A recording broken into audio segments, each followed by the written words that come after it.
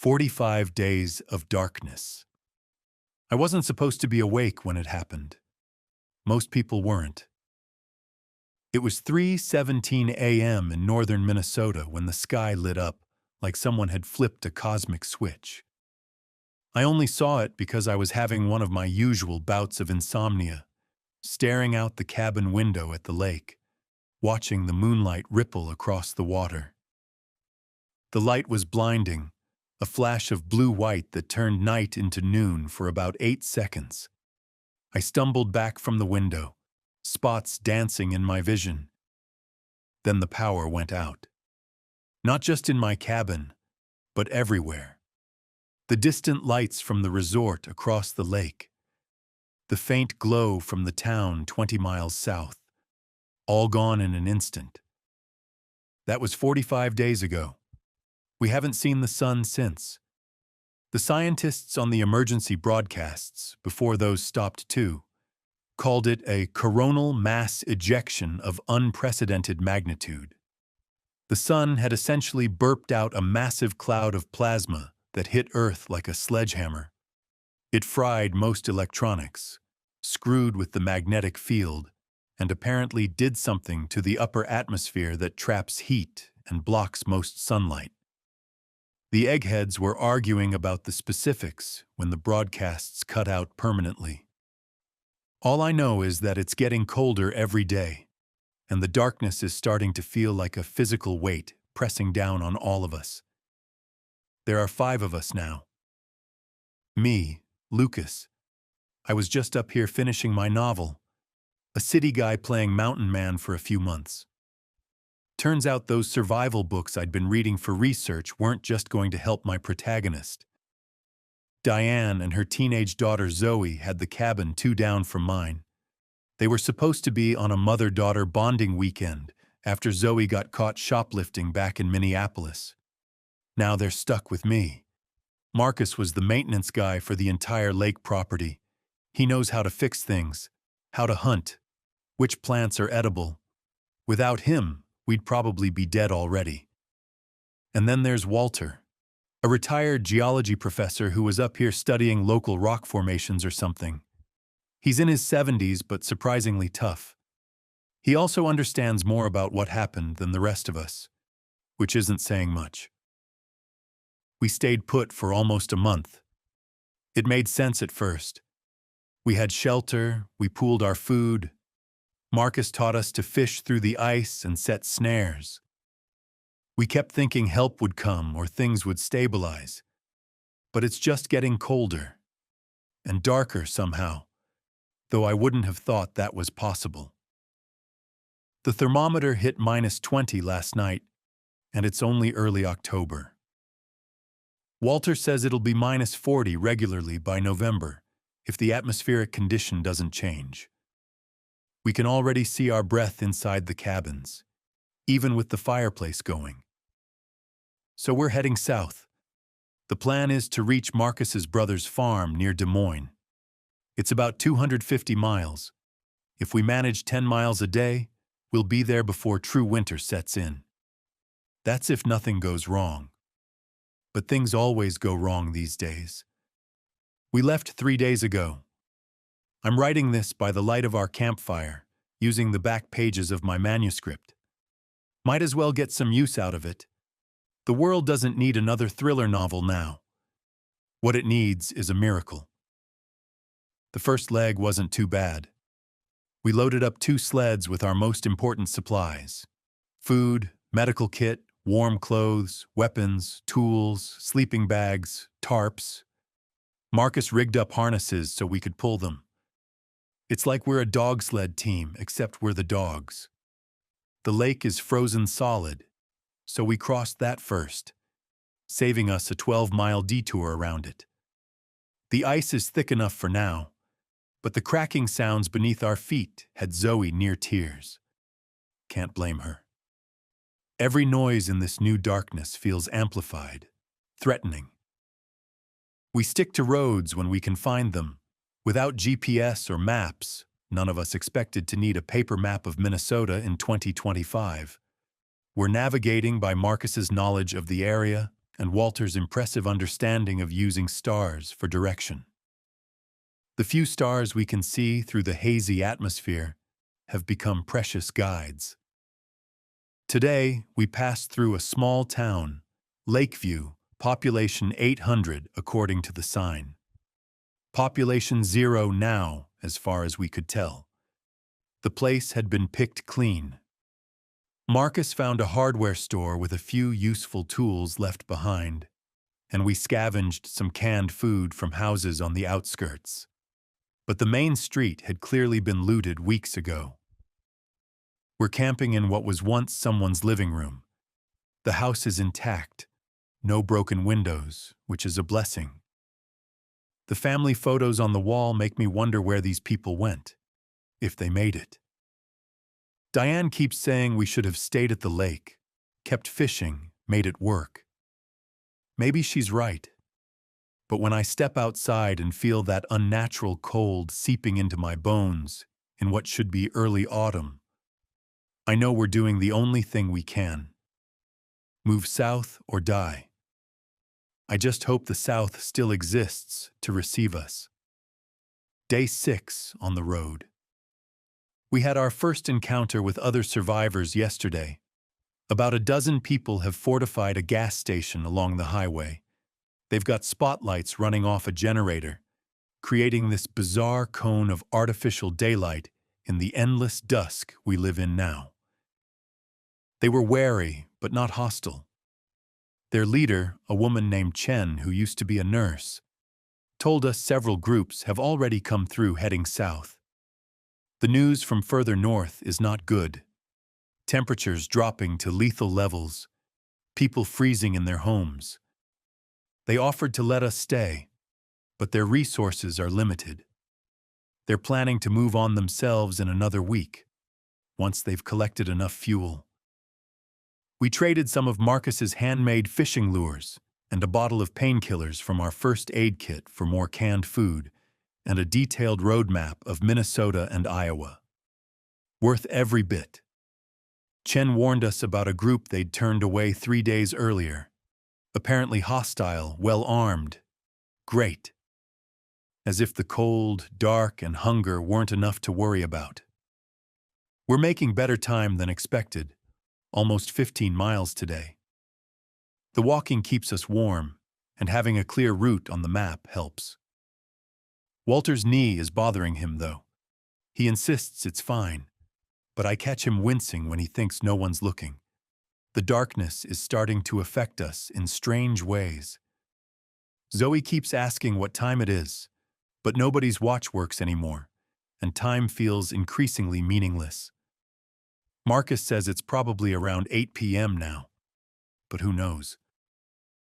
Our sleeping patterns are all messed up. It could be noon or midnight. The heavy twilight looks the same. I've started having vivid dreams of sunlight. I wake up convinced I can feel warmth on my face, only to open my eyes to the same grayish-black sky. Diane says she's not dreaming at all anymore. That seems worse somehow. Day 9.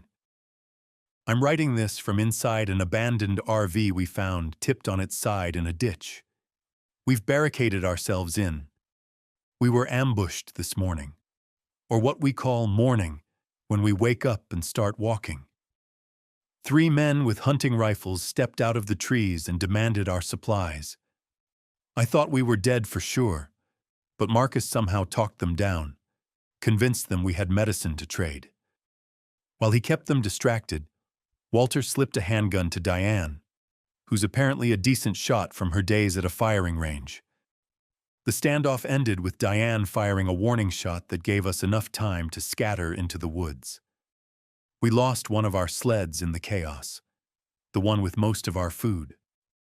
We circled back to the road about a mile south and kept moving, practically running until our lungs burned from the cold air. Just before dusk, or what passes for dusk in this perpetual night, we spotted the RV. It's become our fortress for the night. We've blocked the broken windows with backpacks and are taking turns keeping watch through a small gap.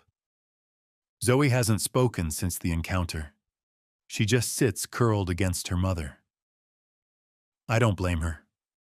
The men who stopped us looked hollow, desperate.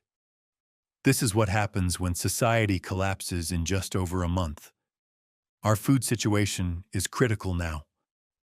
Marcus thinks we can hunt tomorrow, but in this darkness, with limited ammunition, I'm not hopeful. The temperature dropped again. Must be well below zero now. The cold seems to have a sound in this never-ending night. A high, thin whine that might just be the wind, or might be the world dying around us. Walter says the atmospheric effect should be temporary. Months, not years. But a few months of this will be enough to kill most of the northern hemisphere. Day 12. We joined a larger group, a caravan of about 20 people heading south along Highway 35. Safety in numbers, at least that's the theory. They found us yesterday as we were trying to hunt in a small wooded area. Marcus had managed to snare a rabbit, which was nowhere near enough food for 5 people, but better than nothing. We heard them before we saw them, the rumble of an ancient school bus they've converted to run on some kind of alternative fuel. The sides are armored with sheet metal. Their leader is a former army sergeant named Rivera. He's organized everything with military precision. Each person has a role, resources are carefully rationed, defense positions assigned.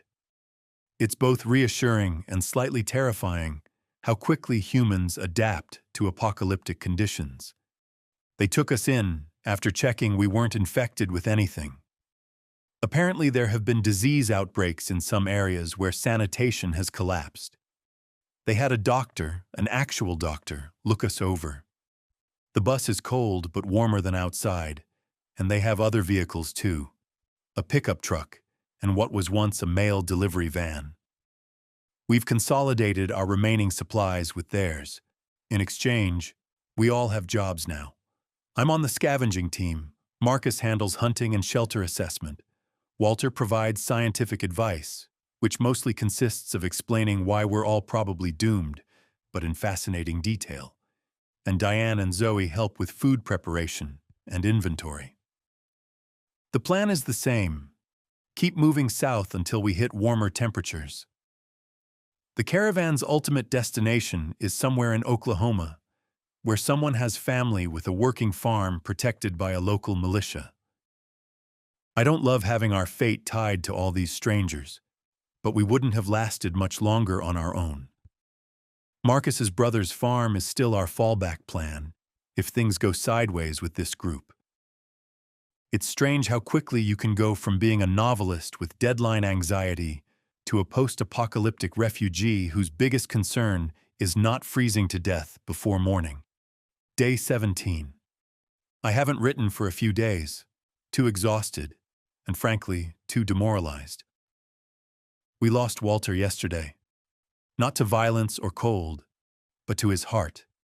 He collapsed while we were fortifying our camp for the night. The doctor tried CPR, but there was nothing to be done. Rivera said a few words as we buried him next to the highway, using road flares to soften the frozen ground enough to dig. I keep thinking about all the knowledge that died with him, not just academic stuff, but the stories of his life, his grandchildren he'd show photos of, the dry jokes he'd make about geological time making our current crisis just a blip. Now he's part of that geological record, another layer in the earth. Zoe finally started speaking again.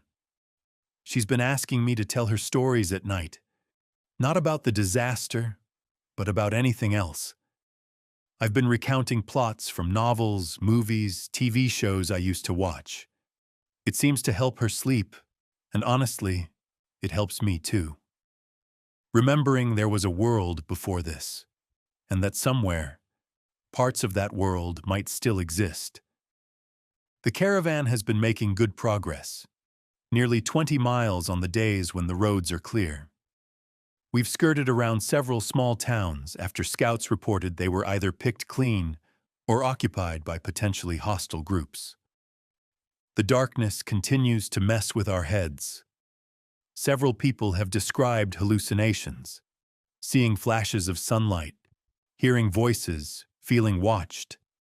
The doctor says it's a combination of vitamin D deficiency, stress, and disrupted circadian rhythms. Whatever it is, it's getting worse. I caught myself having a full conversation with my sister yesterday, before realizing I was alone in the back of the mail van. She's been dead for 3 years. We crossed into Iowa this morning. The landscape is changing slightly. Fewer lakes, more farmland, though it's all buried under snow now. The cold is still brutal, but perhaps a few degrees less lethal than further north. Rivera says we're making good time. Might reach the Oklahoma border in another 2 weeks if we're lucky. If we're lucky. That phrase has taken on a bitter taste lately. Day 23. We've stopped moving for 3 days now. Massive snowdrifts have blocked the highways, and the vehicles can't get through. A scouting party went ahead on foot to find an alternate route, but they haven't returned. Rivera is trying to keep everyone calm, but I can see the worry in his eyes. Our temporary camp is in an abandoned farm equipment warehouse. The massive space holds all of us, plus the vehicles, but it's nearly impossible to heat. We've resorted to creating small, warm zones with tarps and the portable heaters, taking turns cycling through them to prevent frostbite. Food is becoming a serious problem. The hunting parties are coming back empty-handed more often than not. Whatever wildlife survived the initial disaster has either fled south already or gone into deep hibernation. We're down to quarter rations, and those won't last more than another week. Diane has been incredible through all of this. She's organized a system to ensure everyone gets fair portions, and she's been teaching the group card games to keep spirits up. Zoe helps by entertaining the other 3 children in the caravan with elaborate stories she's created. Post-apocalyptic fairy tales where the sun always returns in the end. Marcus and I volunteered to try a different route tomorrow. There's a small town about 5 miles east that might have supplies others missed. It's risky, but staying here much longer isn't an option. The cold seems to have a personality now, malevolent, patient, waiting for us to make a mistake. The warehouse creaks and groans as metal contracts in the freezing temperatures. At night, the sounds are almost like voices. I keep thinking about Lucas from 6 weeks ago, the guy who thought he was roughing it in a lakeside cabin with central heating and a fully stocked fridge. He was preparing to write about fictional survival. What a joke. Day 24. The supply run was a disaster. Marcus and I, along with 2 others from the caravan, Ellie and Thomas, set out at first light, though light is a generous term for the murky gray that passes for daytime now. We found the town easily enough. Cedar Mills, a farming community of maybe 2,000 people in normal times. It looked untouched at first, which should have been our warning. Every other town we've passed has shown signs of looting or hasty evacuation. We moved from building to building, finding homes with dinner tables still set, stores with goods still on shelves. It was eerie, like the whole town had simply vanished. We started gathering supplies, our spirits lifting with each can of food and bottle of medicine we found. Then we entered the town's small medical clinic and understood why the town was abandoned. Bodies. Dozens of them, showing signs of some kind of hemorrhagic fever, blood crusted around eyes and mouths. They'd turned the clinic into a quarantine zone, but whatever hit them was too aggressive. We backed out immediately, but Thomas had already touched several surfaces. We used alcohol wipes on everything we could think of, but the fear was instant and overwhelming. We abandoned most of our gathered supplies, taking only what we'd collected before the clinic, and headed back to warn the others. When we told Rivera, He immediately ordered the caravan to prepare to move, snow or no snow. No one wants to risk whatever swept through Cedar Mills. We're packing up now, going to attempt side roads with the vehicles. If they get stuck, we continue on foot. I'm not writing about this in front of the others, but I saw Marcus checking his hands obsessively on the way back, looking for any signs of something wrong. Thomas is already running a low fever, though the doctor says it could just be stress and exhaustion. I keep thinking, this is how the world ends. Not just with the dramatic flash in the sky that started it all, but with these smaller, quieter disasters that pick us off one by one. Day 29. We abandoned the vehicles 3 days ago. The snow was simply too deep, and fuel was running critically low. Rivera made the call to take only what we could carry and continue on foot. Our group has shrunk. Some chose to stay with the bus, believing it safer than continuing through the snowdrifts. Others, well, Cedar Mills claimed its additional victims. Thomas developed the same symptoms we saw on the bodies in the clinic. The doctor tried to help, but without proper equipment or medicine, there was little she could do. 3 others showed signs afterward. Rivera made the difficult decision to leave them quarantined in one of the vehicles with supplies. I don't know if that was mercy or cruelty. We're down to 14 now. Rivera, the doctor, Sarah, Marcus, Diane, Zoe, me, and 8 others from the original caravan. We move in single file through the snow, taking turns breaking trail at the front. It's exhausting work. We manage perhaps 5 miles on a good day. The cold is constant, a living thing that searches for any exposed skin. We sleep huddled in groups for warmth. Privacy and personal space are luxuries from another life. Despite everything, there are moments of, not happiness exactly, but something like it. Last night, one of the group, a former music teacher named Michael, sang for us around the fire. Old folk songs, the kind that have survived for generations. His voice carried in the still, cold air, and for a few minutes, we remembered what it was to be simply human, not just survivors. We crossed another small town today. The buildings were mostly collapsed under the weight of snow, but we found a gas station with a storage room that had somehow been overlooked by previous scavengers. Protein bars, jerky, even some batteries that still had life in them. It felt like winning the lottery. The stars were unusually visible tonight. Sarah pointed out constellations to Zoe, teaching her to navigate by Polaris. I realized it was the first time I'd seen Zoe smile in weeks.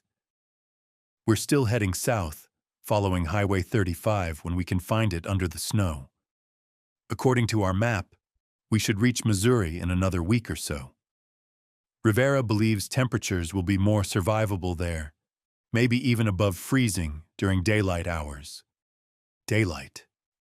The word feels mythical now, like something from a story I might have written in my previous life. Day 33. The landscape is gradually changing.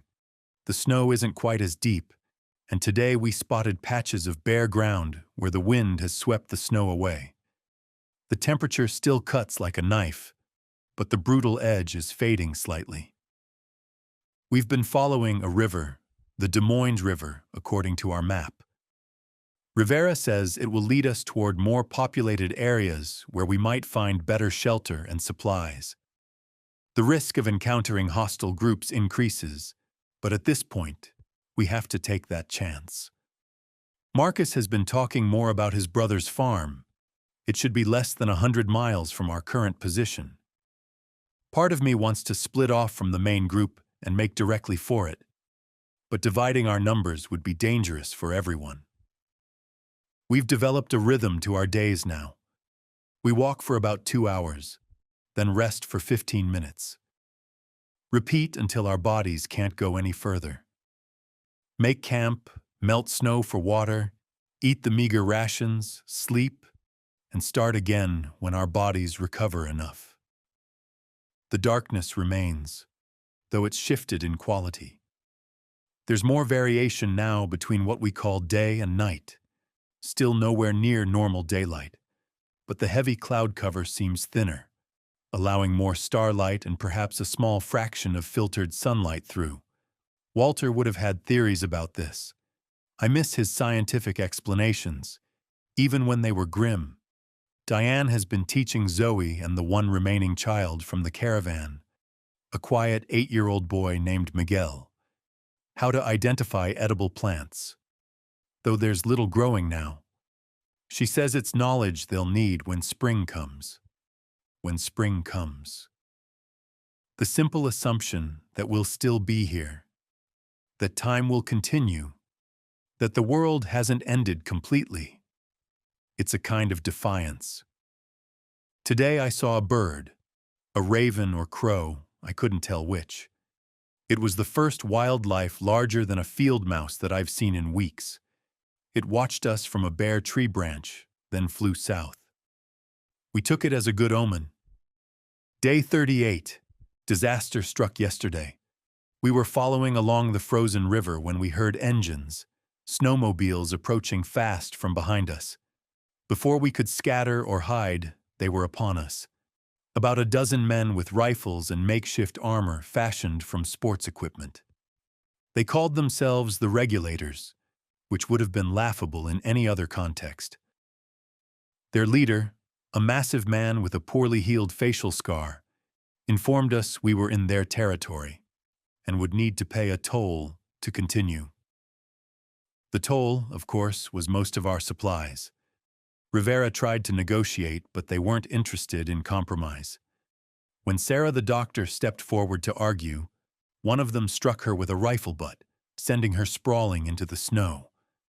That's when all hell broke loose.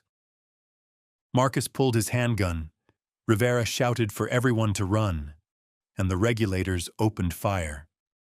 I grabbed Zoe and dragged her toward a steep embankment leading down to the river. Diane was right behind us. We slid down the snow-covered slope as bullets punched into trees around us. We ran across the frozen river, the ice creaking beneath our feet. I could hear shouting, more gunshots, engines revving. When we reached the far bank and scrambled up through dense underbrush, I looked back to see some of our group scattered, running in different directions, while others lay motionless on the ground. The regulators were busy looting our supplies rather than pursuing everyone, which gave us a chance to escape deeper into the woods. By nightfall, our small group had congealed. Diane, Zoe, Marcus, me, Rivera, bleeding from a graze wound on his arm, and surprisingly, Miguel, who had somehow stuck close to Diane throughout the chaos. We have no idea what happened to the others. The 6 of us huddled in a dense thicket last night, afraid to light a fire, sharing the few supplies we had in our personal packs. We lost nearly everything else: the food, the medical kit, most of the tools. Rivera is insistent that we keep moving south, away from the regulators' territory. Marcus is now pushing harder for his brother's farm. It's our best hope, he says, and I'm inclined to agree. The temperature seems to be rising slightly. It might have been above 0 today. The perpetual twilight also feels marginally brighter. I keep thinking about the others from our caravan. Sarah, who treated Walter in his final moments. Michael, whose songs briefly made us forget our situation. I hope some of them made it. Day 41. We've been walking for 3 days straight, stopping only when absolutely necessary. The fear of the regulators finding us again has driven us to push our bodies beyond what I thought possible. Marcus is now leading our small group, with Rivera providing tactical advice on our movement and security. We've left the main roads entirely, cutting cross-country toward where Marcus believes his brother's farm to be. Without a detailed map, We're relying heavily on his memory and the stars when visible. The good news is that the temperature has definitely improved. During the day, it might even rise above freezing briefly.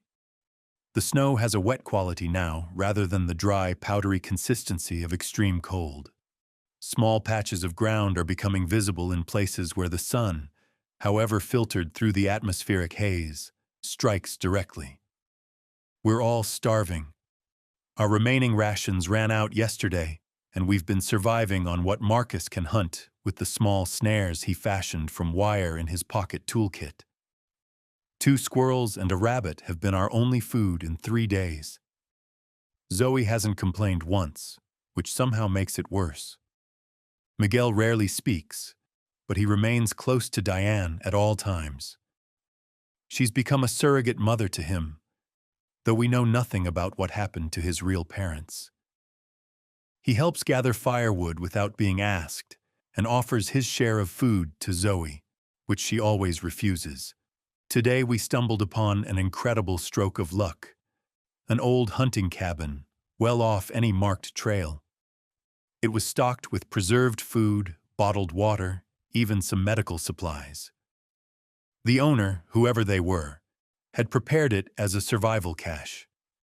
We took only what we absolutely needed, leaving a note thanking them and promising to repay the debt somehow, someday, a fantasy probably. But it felt important to acknowledge that we were taking someone else's lifeline. The preserved venison from the cabin was the first real protein we've had in days. Everyone's mood improved dramatically after eating. Rivera's arm is healing well, and Marcus believes we're less than 2 days from his brother's farm, assuming we're where he thinks we are. The darkness is definitely receding. There's now a clear distinction between day and night, though day is still just a brighter twilight. Walter was right. The atmospheric effect is temporary.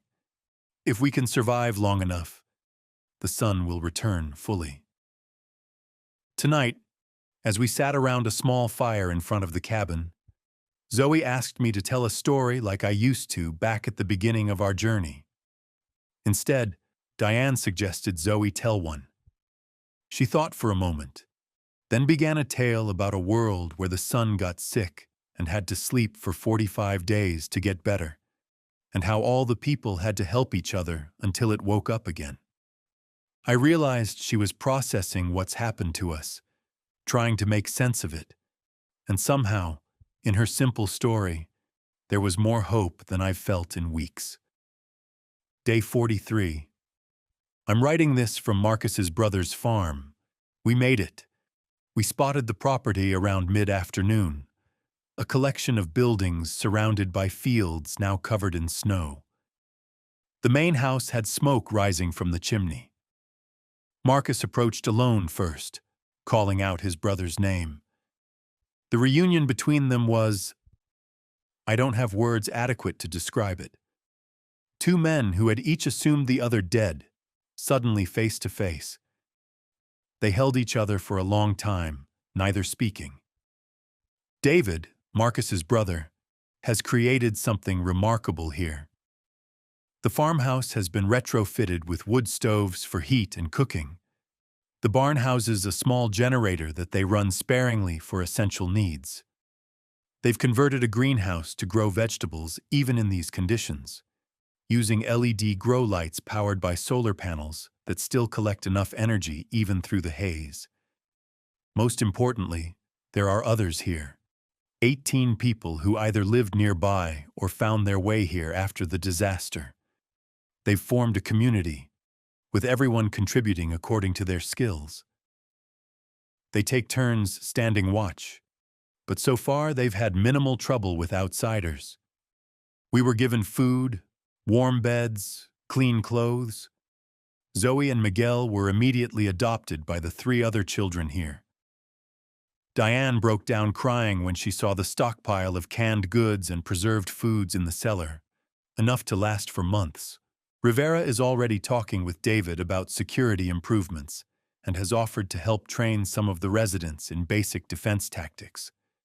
His military background might have seemed irrelevant in our old world, but here it's invaluable. Most amazing of all, they have radio contact with other survivors, sporadic and static-filled, but contact nonetheless. There are other communities like this one scattered across the Midwest and South, places where people have banded together instead of turning on each other. From what they've pieced together through these communications, the federal government still exists in some form, operating out of underground facilities in Colorado. Relief efforts are underway in the southern states where conditions are less severe, but it will be months before they can push this far north. The atmospheric scientists they've managed to reach via radio confirm what Walter told us. The effect is temporary. The sun is already becoming more visible in the southern states. The recovery will be gradual, moving northward as weeks pass. By spring, they expect conditions here to be challenging but survivable. Spring. The word no longer seems like a fantasy.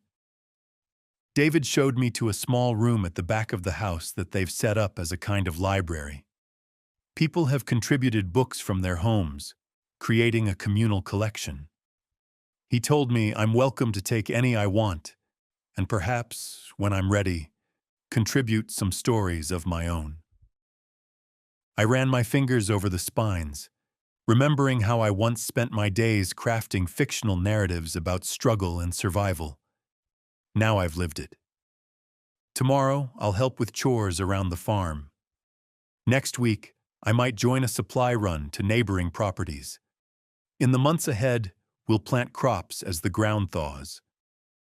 But tonight, I'm sitting by a window watching the sky. There are more stars visible than I've seen since this all began. And just before sunset, for perhaps 20 minutes, there was a break in the clouds to the west. A thin, watery beam of actual sunlight touched the snow-covered fields. 43 days of darkness. Maybe not quite 45 after all. What comes next won't be easy. The world we knew is gone. But sitting here in this warm room, belly full for the first time in weeks, listening to the sounds of people talking and children laughing down the hall, I realized something important. The darkness didn't win. Every story has an end, but there's always another waiting to be told. Subscribe to Steve's Stories for more sci-fi, dystopian, and war-driven adventures, from short tales to full novels. Like the video, hit the bell, and join me on this journey through worlds unknown.